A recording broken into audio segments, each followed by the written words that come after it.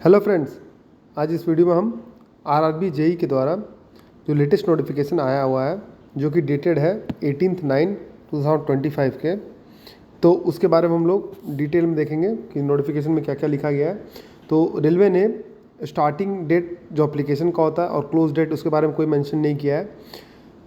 जो मेंशन किया है वो क्या कितनी वैकेंसीज निकलेगी इसके ड्राफ्ट के बारे में बताया रेलवे ने। तो ये जो वैकेंसीज़ है वो टोटल 2570 वैकेंसीज निकलेगी 35 कैटेगरीज़ में, ठीक है, जिसमें कि जूनियर इंजीनियर का, डेपोट मटेरियल सुपरिटेंडेंट डीएमएस का, केमिकल एंड मेटलर्जिकल असिस्टेंट का, सारा पे लेवल 6 में निकलेगा, ठीक है। तो उसके बारे में एक नोटिफिकेशन जारी किया है, ठीक है। तो आइए हम लोग देखते हैं इस वीडियो में। आगे हम लोग देखेंगे कि इसकी कितनी वैकेंसीज़ है, इसका एज रिलैक्सेशन कितना है, एज कितना है, क्वालिफिकेशन कितना है, एग्ज़ाम का पैटर्न क्या है, और प्रीवियस जो एग्ज़ाम जो 2019 में हुआ था उसके रिगार्डिंग में उसका कट ऑफ कितना हुआ था, ठीक है, ईच कैटेगरी में। सबको हम लोग डिटेल में देखते हैं, ठीक है। तो देखिए ये इसकी टोटल पोस्ट है। यहाँ पर पहले कॉलम में सीरियल नंबर है, दूसरे कॉलम में पोस्ट का नाम है, तीसरे में डिपार्टमेंट है, चौथे में सब डिपार्टमेंट है और लास्ट में है अप्रूव्ड वैकेंसी। तो सबसे पहले हम लोग जूनियर इंजीनियर इलेक्ट्रिकल में देखते हैं। तो इलेक्ट्रिकल के sub section design drawing and estimation, जिसका यहाँ पर लिखा हुआ है डिज़ाइन एंड ड्राइंग, इसका सब डिपार्टमेंट है, ठीक है। इलेक्ट्रिकल डिपार्टमेंट के अंदर सब डिपार्टमेंट है डिज़ाइन एंड ड्राइंग, उसमें टोटल 14 वैकेंसीज़ है। जूनियर इंजीनियर इलेक्ट्रिकल के अंदर EMU है, यानी कि इलेक्ट्रिकल मल्टीपल यूनिट्स, जो कि 11 kV 25 kV का जो लाइंस के में काम करती है। तो EMU डिपार्टमेंट के अंदर में टोटल 77 वैकेंसी है। उसके बाद junior engineer electrical general services में, तो जनरल सर्विसेज में टोटल 112 वैकेंसीज है। जूनियर इंजीनियर इलेक्ट्रिकल में PM में PU सेक्शन में 45 वैकेंसीज है, ठीक है। जूनियर इंजीनियर इलेक्ट्रिकल TRD में, TRD यानी कि ट्रैक्शन डिस्ट्रीब्यूशन, उसमें 95 वैकेंसीज है। जूनियर इंजीनियर इलेक्ट्रिकल TRS यानी कि ट्रैक्शन रोलिंग स्टॉक, उसमें 117 वैकेंसीज है। और जूनियर इंजीनियर इलेक्ट्रिकल में वर्कशॉप में टोटल 29 वैकेंसीज है। तो ये हमारा इलेक्ट्रिकल का टोटल वैकेंसी हुआ। फिर आइए आगे हम लोग देखते हैं जूनियर इंजीनियर ब्रिज में, जो कि इंजीनियरिंग का सेक्शन है, ठीक है। तो इंजीनियरिंग के सेक्शन में ब्रिज में 34 वैकेंसीज है। सिविल के अंदर सिविल डिज़ाइन और इंस्ट्रूमेंटेशन में, डिज़ाइन एंड ड्राइंग में, उसमें टोटल 105 वैकेंसीज है। जूनियर इंजीनियर के PWay में टोटल 425 वैकेंसी है, बहुत ज़्यादा इसमें वैकेंसी निकली है। जूनियर इंजीनियर सिविल या फिर डिज़ाइन ड्राइंग एंड एस्टिमेशन में PU में 8 वैकेंसीज है। फिर वर्क्स के इंजीनियरिंग डिवीजन में PU में 15 वैकेंसीज है। तो ये वर्क्स के अंदर आता है और ये आता है डिज़ाइन एंड ड्राइंग एस्टिमेशन के अंदर, PU के अंदर ये आता है, ठीक है। फिर जूनियर इंजीनियर ट्रैक मशीन जो है 121 वैकेंसीज है। जूनियर इंजीनियर वर्क्स में जो है 146 वैकेंसीज है, ठीक है। तो इस तरह करके इसकी टोटल वैकेंसीज है। सिमिलरली इसी तरह से जूनियर इंजीनियर सिविल वर्कशॉप में, इंजीनियरिंग सेक्शन में वर्कशॉप में 8 वैकेंसीज है। Junior engineer carriage and wagon में, जो कि मैकेनिकल के अंदर आता है, वो 291 वैकेंसीज है। केमिकल एंड मेटलर्जिकल असिस्टेंट जो मैकेनिकल के अंदर आता है, CMT में 63 वैकेंसीज है। उसी तरह से junior engineer mechanical design drawing and instrumentation में, मैकेनिकल के अंदर डिज़ाइन एंड ड्राइंग में 21 वैकेंसीज है। डीजल शेड में 55 वैकेंसीज है। डीजल इलेक्ट्रिकल में जो है 55 है, डीजल मैकेनिकल में 55 है। मैकेनिकल पावर में 5 वैकेंसीज है। डिज़ाइन मैकेनिकल PU में 9 वैकेंसीज है। जूनियर इंजीनियर मैकेनिकल PU में 119 वैकेंसीज है, ठीक है। Junior engineer mechanical design drawing and instrumentation में PU में टोटल 3 वैकेंसीज है। वेल्डर में PU में 3 वैकेंसीज है। डीजल इलेक्ट्रिकल वर्कशॉप में 4 वैकेंसीज है। डीजल मैकेनिकल वर्कशॉप में 8 वैकेंसीज है। इसके बाद जो सेक्शन हमारा आता है उसमें जूनियर इंजीनियर मैकेनिकल वर्कशॉप में 166 है। जूनियर इंजीनियर मिल राइट में वर्कशॉप में 4 वैकेंसीज है। जूनियर इंजीनियर SNT यानी होता है दोस्तों हमारा सिग्नल एंड टेलीकम्युनिकेशन इंजीनियरिंग, उसमें डिज़ाइन एंड ड्राइंग के अंदर 15 वैकेंसीज है। रिसर्च इंस्ट्रूमेंटेशन जो SNT के अंदर आता है, तो रिसर्च एंड डेवलपमेंट में 5 वैकेंसीज है। जूनियर इंजीनियर सिग्नल में SNT में, सिग्नल में 90 वैकेंसीज है। जूनियर इंजीनियर टेलीकम्युनिकेशन SNT में 98 वैकेंसीज है। जूनियर इंजीनियर SNT वर्कशॉप में, जो सिग्नल एंड टेलीकम्युनिकेशन इंजीनियरिंग के अंदर आता है, वर्कशॉप में 10 वैकेंसीज है। और depot material superintendent stores depot में 195 वैकेंसी, टोटल 2570 वैकेंसी इसके अंदर है, ठीक है। अब नेक्स्ट देखते हैं जो हमारा यहाँ पर एक साथ किया गया है पोस्ट, जो जूनियर इंजीनियर में इसमें 4 सेक्शन है, electrical, mechanical engineering and SNT यानी कि सिग्नल एंड टेलीकम्युनिकेशन इंजीनियरिंग। उसमें टोटल 2312 वैकेंसी सबसे ज़्यादा इसी सेक्शन में है। Chemical supervisor and metallurgical supervisor में 63 वैकेंसीज है। डेपोट मटेरियल सुपरिटेंडेंट में 195 वैकेंसी, टोटल 2570 वैकेंसीज है। ठीक है, नेक्स्ट हम लोग देखते हैं कि इसका एप्लीकेशन फ़ी क्या होने वाला है। तो कैटेगरी अनरिजर्व कैटेगरी में 500 रुपीज़ है। SC ST माइनॉरिटीज़ और इकोनॉमिकल वीकर सेक्शन उसमें 250 है। एक्स सर्विसमैन PWBDS, ठीक है, और फीमेल ट्रांसजेंडर में 250 रुपीज़ इसका होने वाला है। ठीक है, ठीक। इसके अलावा हम लोग देखते हैं कि इसमें और क्या क्या है। सिलेक्शन प्रोसेस में देखिए, इसमें सिलेक्शन प्रोसेस में क्या क्या होता है। First stage computer based test का होता है, फिर सेकंड स्टेज होता है कंप्यूटर बेस्ड टेस्ट का, फिर डॉक्यूमेंट वेरिफिकेशन होता है, फिर मेडिकल एग्जामिनेशन होता है। जो अप्रॉक्सीमेट सैलरी होती है 206 पे कमीशन के अकॉर्डिंग में, CPC के अकॉर्डिंग में वो 35,400 के करीब मिलता है।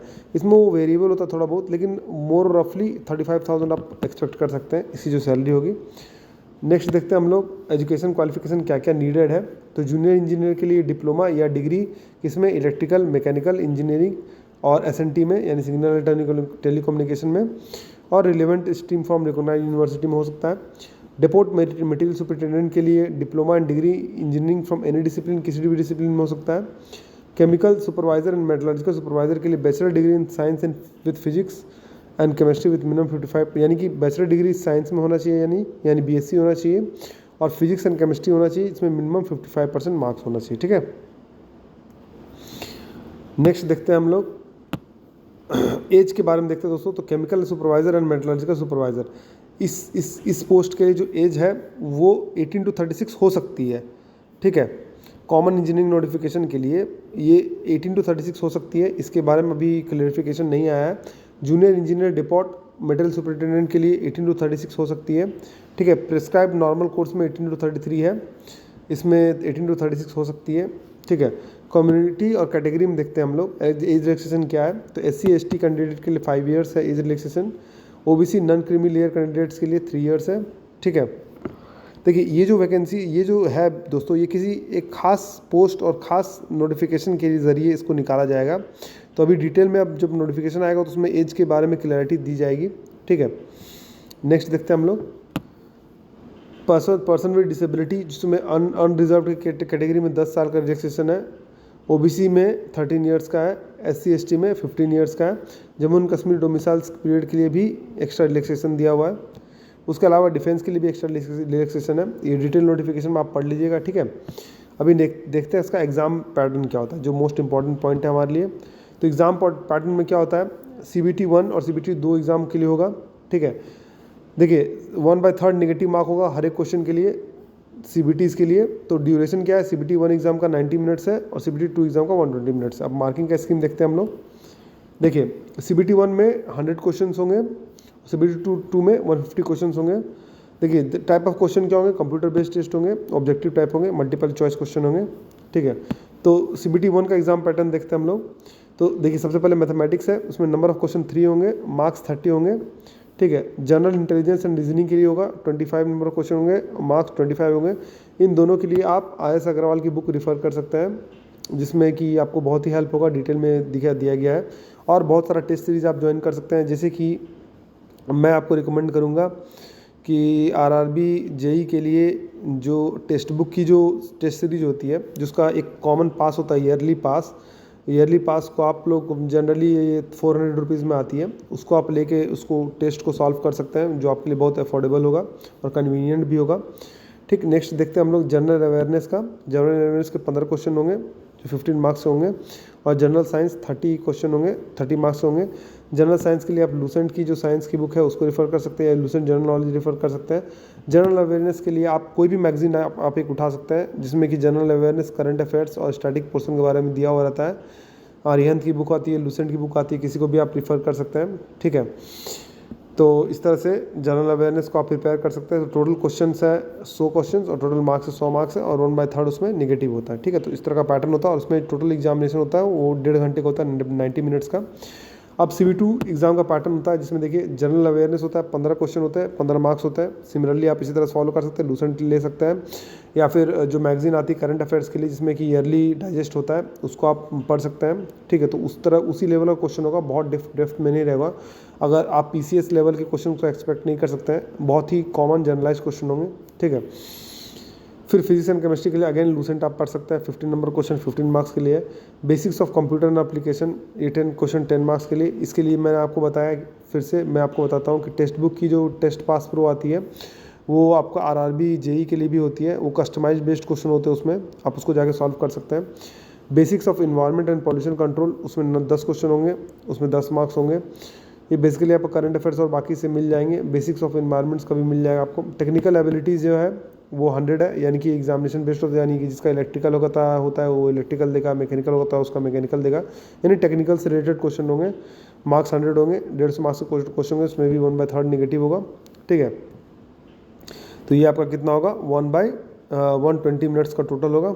ठीक है, नेक्स्ट अब देखते हैं जोन वाइज कैटेगरी। 2019 में जो एग्ज़ाम हेल्ड किया गया था उसका जोन वाइज कैटेगरी क्या था।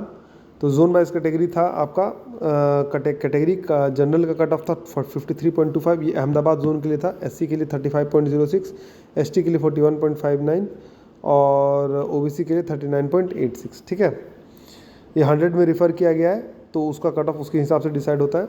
इलाहाबाद जोन के लिए जनरल का कैटेगरी 74.67, SC के लिए 59.89, ST के लिए 51.48 और OBC के लिए 62.61।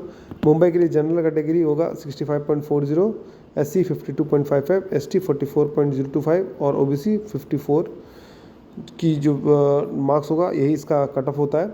तो इस तरह का ये एग्जामिनेशन पैटर्न है दोस्तों। ठीक है, सारे ऑब्जेक्टिव बेस्ड क्वेश्चन होंगे। ठीक है, तो सारे CBTs में 1/3 नेगेटिव मार्क मैं आपको बताया। ठीक है, तो इस तरह से इसका एग्जामिनेशन ड्यूरेशन होगा और दोनों जो पेपर्स होंगे उसके हिसाब से उसका मार्किंग किया जाएगा। ठीक है, तो आज की वीडियो में बस इतना ही। मिलते हैं आपसे अगली वीडियो में इसी तरह के इन्फॉर्मेटिव वीडियोज़ के लिए।